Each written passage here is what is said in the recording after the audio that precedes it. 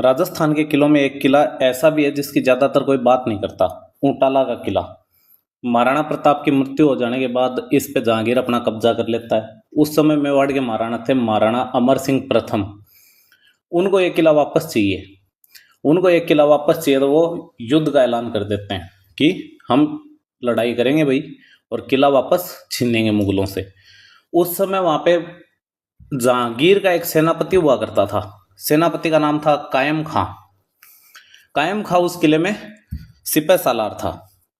उस किले का पहरेदार मान लो, उस किले का किलेदार मान लो। उस किले को संभाल वो ही रहा था, वो ही चला रहा था उस किले को। तो वो था 1600 ईस्वी में महाराणा अमर सिंह लड़ाई के लिए चल पड़ते हैं। अब उनके सामने एक समस्या आती है। समस्या क्या? उनके अरावल दस्ते में, अरावल जो लड़ाई में आगे वाला फ्रंटियर होता है, उस लाइन को अरावल कहते हैं। अरावल में रहने के लिए चुंडावत और शक्तावत लड़ा करते थे आपस में कि हम फर्स्ट। तो महाराणा अमर सिंह ने दिमाग लगाया। महाराणा अमर सिंह कहते हैं भाई कि जो इस किले में पहले घुसा अरावल में वो ही रहेगा, बाकी जो नहीं घुस पाया पहले वो चंदावल में रहेगा। तो सारे तैयार हो गए।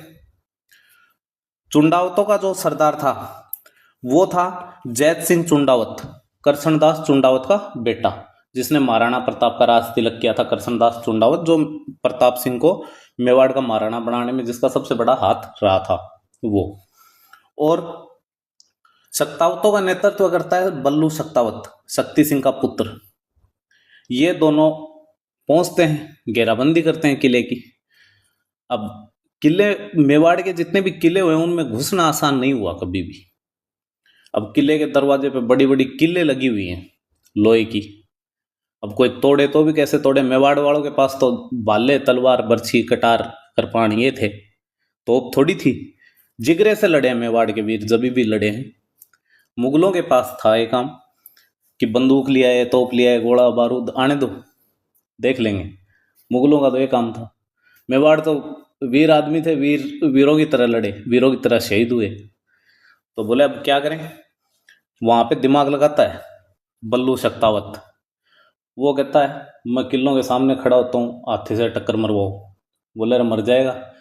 अरे मैं ही मरूंगा, शक्तावतों को तो अरावल में रहने का हक मिलेगा।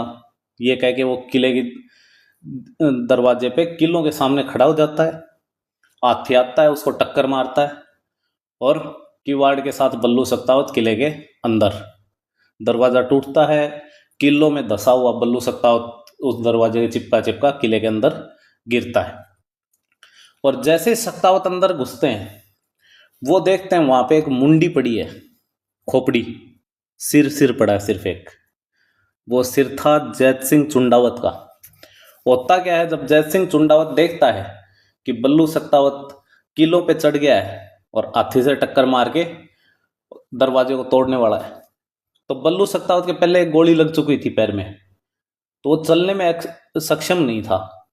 तो वो क्या करता है कि अपने साथी को कहता है गर्दन काट के किले में फेंक दे।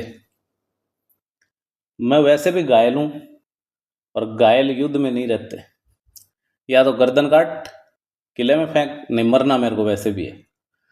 तो जैत सिंह चुंडावत की गर्दन काटी जाती है, उसको किले के अंदर फेंका जाता है और बल्लू शक्तावत का शरीर किले के अंदर गिरे उससे पहले जैत सिंह चुंडावत का सर किले के अंदर पहुंचता है।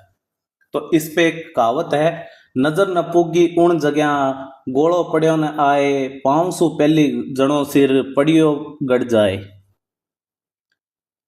मतलब जहां नजर नहीं पहुंची, गोला नहीं पहुंचा, पांव बाद में पहुंचे, लेकिन सर पहले पहुंचा है।